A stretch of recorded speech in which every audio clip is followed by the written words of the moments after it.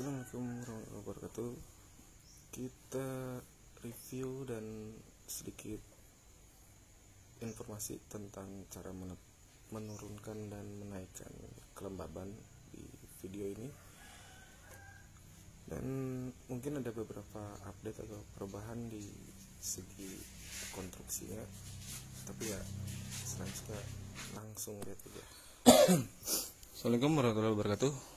Ini adalah mesin penetas telur yang kapasitas 100, bahan rangkanya besi, terus bahan lainnya ini multiplek lapis. Nah, kita jelasin satu persatu komponen yang dipakai.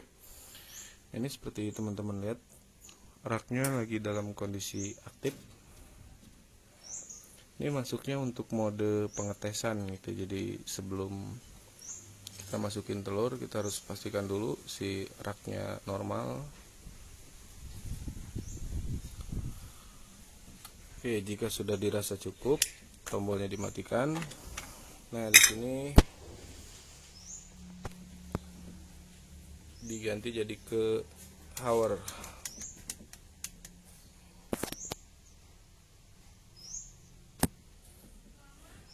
Nah, kalau udah kayak gini nih jadinya 0 terus. Jadi ini per 1 jam nambah 1 angkanya.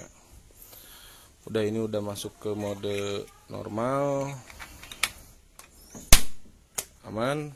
Terus di sini termostat. Kalau kita mau cek berapa suhu yang dipakai di sini, berarti ini di 37. Ininya gapnya 1 derajat, berarti di 36 derajat lampu mulai nyala, dan di 30 derajat lampunya mati. Nah, ini seperti teman-teman lihat, di 32 kondisi lampunya nyala. Nanti dia mati berarti di suhu 37 derajat. Terus yang di sini ini adalah pengukur kelembaban. Itu sensornya yang ini.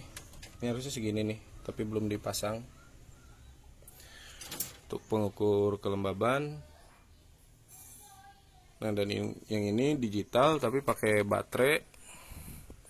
Kenapa? Jadi supaya pas misalkan mati lampu, ini kan otomatis mati. Ini ada cadangan kita buat baca suhu di ruang mesin tetas dan kelembabannya berapa. Nah, yang besar ini kelembaban, angkanya 57%.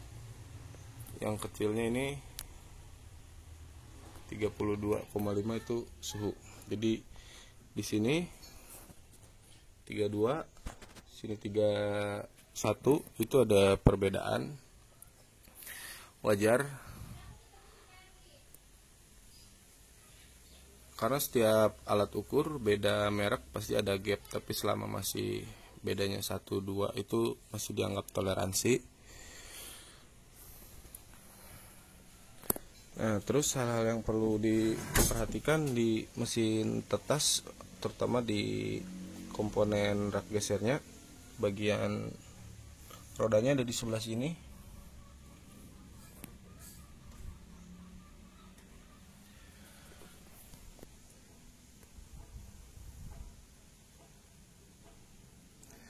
Nah, ini beda bentuk komponen konstruksi rodanya ya dari biasanya. Dan untuk yang model sekarang ini, yang ini teman-teman ada bisa lihat di video sebelumnya ya, itu bahas cara proses lah, bukan cara ya, proses pembuatannya dan tujuannya seperti apa, kenapa ini dirubah jadi di sini.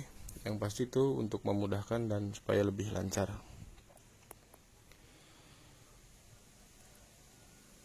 Nah, untuk di sini karena ini posisi belum terpasang, ini sebenarnya di sini posisi untuk bak air.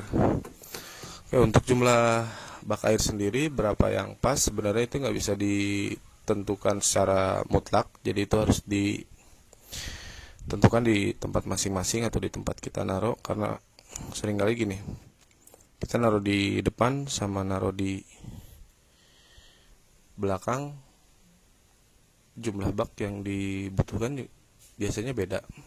Nah kalau itu nanti jumlah bak itu serata mungkin. Jadi kalau misalkan kita kasih 3 ya 1, 2, 3 itu dibagi rata, dan panduannya dari sini. Caranya adalah, jadi kalau ini sudah mencapai suhu maksimal, biasanya sih mesin dihidupkan selama 1 jam. Kalau udah nyampe suhu maksimal 37, 38, 37 ya, kita set di 37. Jadi 37 itu dibiarkan hidup selama 1 jam. Bak air juga kita masukin asal aja dulu, asal ada airnya. Nah nanti ketika di sini kita butuhnya misalkan 60, di sininya baru 56, tinggal ditambah lagi. Sebenarnya sih lebih bagus, lebih banyak bak air di bawah itu lebih bagus. Jadi nanti yang disesuaikan volumenya. Cuma kadang-kadang ini kalau terlalu banyak juga kita repot kontrolnya. Nah makanya yang penting sih diusahakan gerakan serata mungkin lah posisinya gitu. Karena dari kelembaban itu hal yang selama ini banyak yang menetaskan telur tapi menyepelekan tentang kelembaban di dalam mesinnya. Banyak bahkan yang mengabaikan dan nggak pakai ini buat lihat kelembabannya berapa. Karena kalau suhu itu sudah diatur sama termostat, turun naiknya pasti dan nggak perlu repot-repot lagi. Begitu juga dengan perputaran telurnya, dari timer kapan waktunya muter, kapan waktunya enggak, itu udah pasti udah ada yang atur. Nah yang ini, jadi dalam komponen mesin tetas ini kan ada 3 unsur utama: suhu, kelembaban, sama pemutaran telur. Nah, si kelembaban ini yang butuh campur tangan kita untuk menyesuaikan, baik dari segi jumlah bak air, volume air, yang memang itu jadi faktor penyebab kebanyakan orang gagal dalam menetaskan telur karena mengabaikan kelembaban. Dia penekanannya di video ini adalah jangan sampai masalah kelembaban diabaikan. Nah terus tadi kenapa mesin ini harus dihidupkan dulu selama 1 jam. Kenapa? Baru kita bisa set air turun naik. Ini dalaman, ini aluminium, ini besi. Jadi pertama sebelum hidup ini masih dingin dan belum meresap.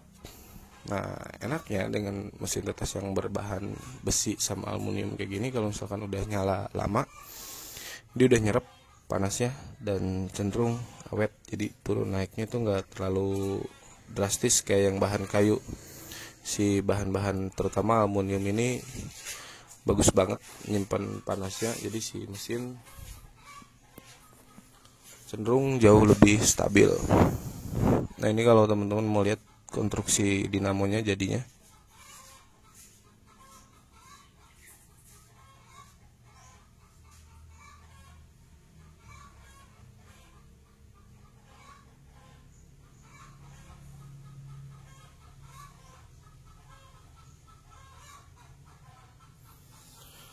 Jadi bahan yang dipakai di dalam ini ternyata sangat berpengaruh ke kestabilan suhu. Pengaruhnya sangat besar sekali. Kenapa sekarang dipilih bahan besi? Jadi supaya panas yang dihasilkan itu kan banyak terkumpul di bahan besinya ini sendiri. Nah, ketika lampu mati, ini masih nyimpen panasnya di sini, di besi-besi ini. Tentunya nggak terlalu panas karena panas yang disimpan di bahan-bahan konduktor ini, di besi sama di aluminium ini, ya sesuai dengan settingan yang di termostat. Itu option pertama pertimbangannya kenapa bahan raknya sekarang diganti besi gitu, supaya bisa nyimpan panas lebih baik. Dan terlebih lagi di sini kan posisi telur, jadi lebih stabil ke telurnya dan tentunya jauh lebih awet. Nah untuk bak tadi kan di bawah. Nah kalau untuk yang versi sekarang ini ada tambahan lagi di sini di atas.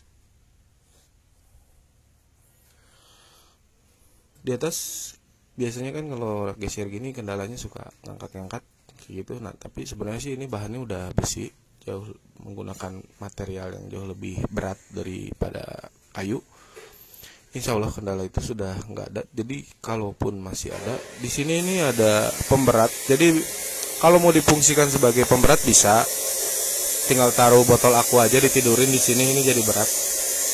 Tapi kalau mau difungsikan untuk menambah kelembaban, kalau di bawah misalkan udah penuh tapi masih kurang, nah di sini masih ada. Jadi ini selalu tersedia nyawa cadangan. Ini bisa 2 botol aqua di sini, atau ya bagusnya sih botol-botol aqua yang besar dilubangin bagian atasnya. Udah taruh gitu aja di sini aman. Ukurannya ini udah disesuaikan.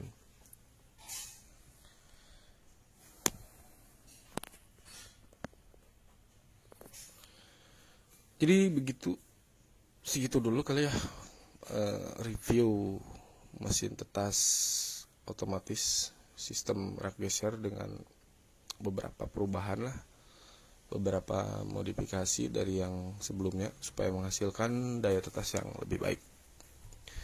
Dan semoga tips-tipsnya juga informasinya lebih bermanfaat lagi.